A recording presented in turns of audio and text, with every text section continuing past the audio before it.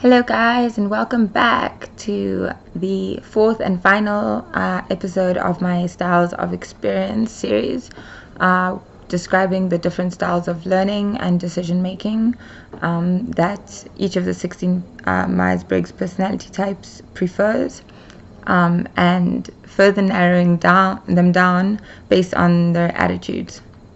So if you haven't already watched the first, second, and the third part of the series, I do recommend that you go back and watch those.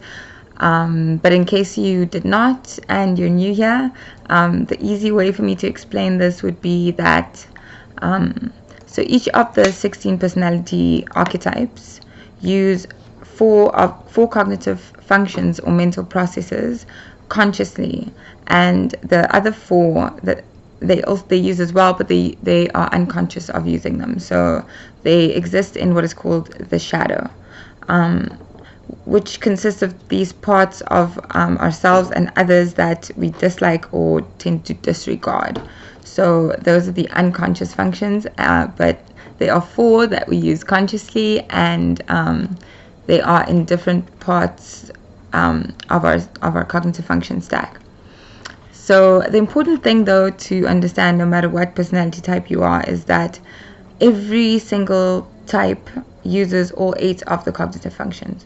So the question is in what position these functions are for your personality, and also what attitude the functions take on. Since these functions exist on a hierarchy, and your unique personality type depends on this combination of functions that you prefer above others, and that's what makes up your cognitive function stack. But back to today's topic, which is where I'm going to discuss the different styles of feeling, which is a judging function, decision making, and which, unlike thinking, is more focused on people, more focused on relationships, more focused on the feelings and the emotions and the values of the people around them. So feeling also takes on different approaches depending on its attitude, and the attitude is always either introverted or extroverted in nature. So the types who use feeling as their top or dominant cognitive function would be the ENFPs, ESFPs, ISFPs, and INFPs. And then the types who use feeling as their auxiliary or second function, which is like their growth function or just their second and helper function, would be the INFJs, INTPs, ENFPs, and ESFPs. So those are the types who prefer to use feeling to make decisions before they go on to their thinking function. So let's start now with introverted feeling. Let's describe introverted feeling, otherwise known as FI. Introverted feeling is a way of making value judgments based on an internal moral framework of what is right and what is wrong.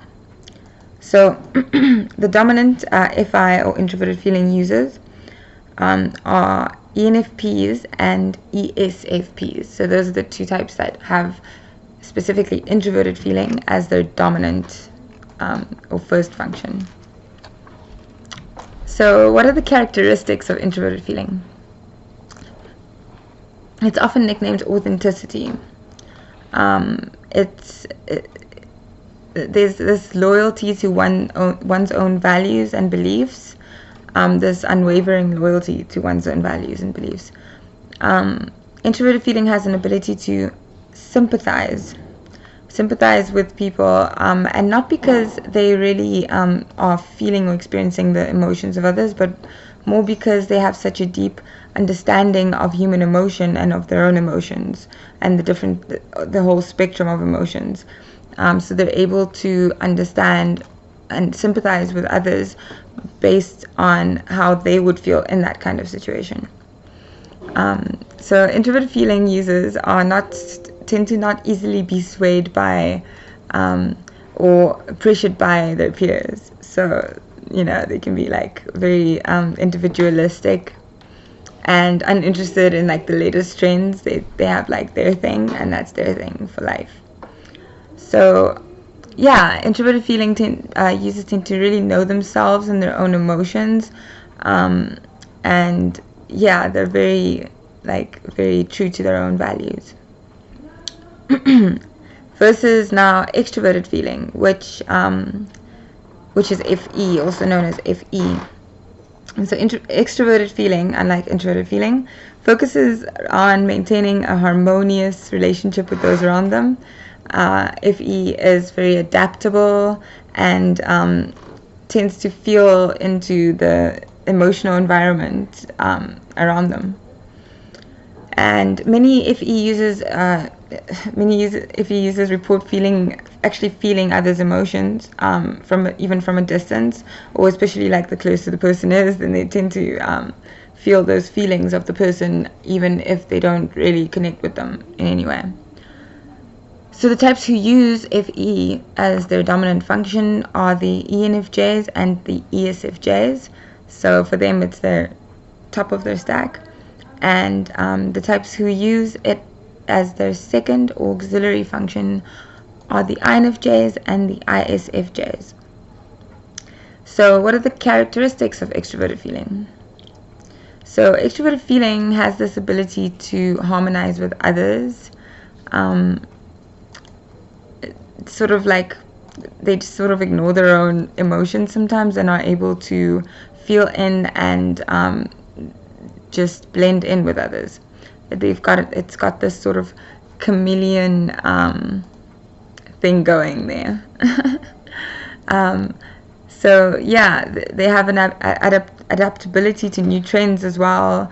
If users tend to like be really good at knowing what the latest trends are and happy to embrace them. They are very empathetic, and empathy is different to sympathy. So sympathy is sort of like being able to relate to how somebody feels because you've been in a similar position, whereas empathy is feeling with somebody. So FE users tend to be very empathetic, sometimes to a fault, because they also have difficulty in distinguishing between others' feelings and their own. So another characteristic is they can be easily influenced by their peers, and so they don't have those strong kind of moral values within themselves. So they just sort of pick up from the environment and see how it goes. They are able to feel into other people's perspectives, I think, because of that empathy, and sort of see things the way other people see them. And I think this ties into the polarities as well, because FE is on a polarity with TI, but I'll get into that in another video. And they basically, FE users look outward for value judgment. So they look outward to see what everybody else is interested in, what drives other people, what other people are passionate about, and or even matters that are happening right now. Like, because it's extroverted, it's real time. So it's constantly looking out at what people care about, what people don't care about, and how to best create harmony amongst the people around them. Yeah. So yeah, that's extroverted feeling. To give a little bit of a summary, extroverted feeling is outwardly focused, whereas introverted feeling is very internally focused. It comes from within. It's not influenced at all by the trends or values of others.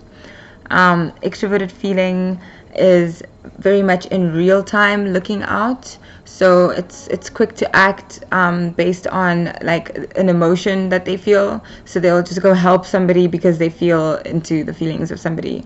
Whereas introverted feeling has to sort of be so introverted feeling is very subjective. So if something means something to them, then they will go all out for that. So it doesn't really matter if it's a global issue or a trend. They tend to just be very authentic in that way and in what they believe in.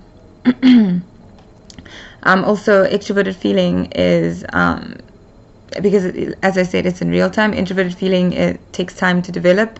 So these morals that FI users develop of what is right and what is wrong is a framework that they develop over time. So it's definitely something that is internal within themselves, and they update it constantly with new experiences.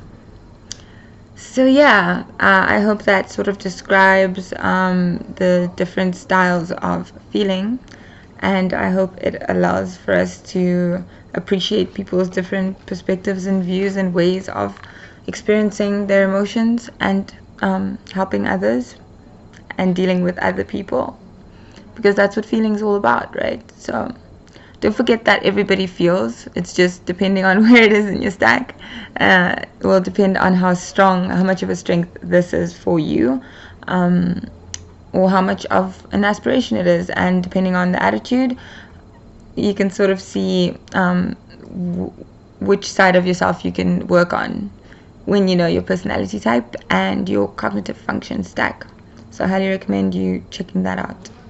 Thanks for watching, and yeah, it's the end of the series, so bye.